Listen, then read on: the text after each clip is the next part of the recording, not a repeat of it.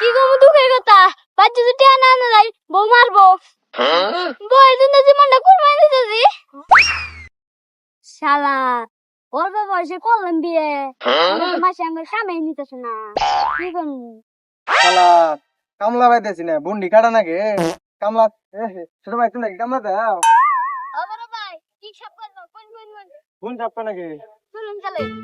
যাও তোমার সাপ করা আগে। তো ছোট ভাই তোমার তো ফুরে নিয়ে এলাম না, তে ও যে আমার বোন কে দেখছ? ও ভাই, ওই যে বুন্ডি না, ওটা তোমার একদিনের মধ্যে কেটে দেওয়া বা। ও বড় ভাই কেটে দাম। তোমার তো ফুরে নিয়ে এলাম না, কয়টা কি ভাই দেনাকবো?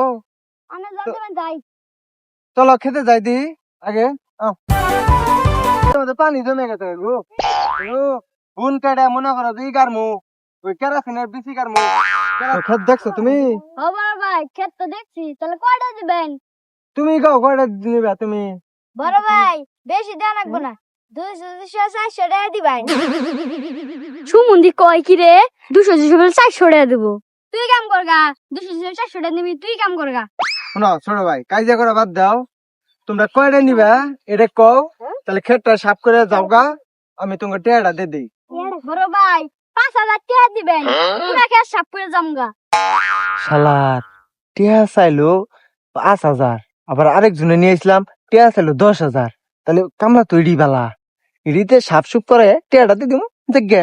তো ছোট ভাই টিয়া 5,000 দে, তাহলে ওই যে খেতটি তাহলে এখান থেকে সাফ করো, বেলা তো মেলা হয়ে গেল, যাও সাফ করো, কাটো এই যে কাটো, বিকালে টিয়া এনে যাই, গেলাম গা আমি।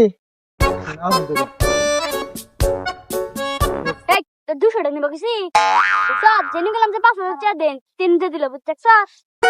এই তুই যে 5,000 টাকা ফুড়ালি, তুই আজকে দিনে কি এটা সাফ করা হবি?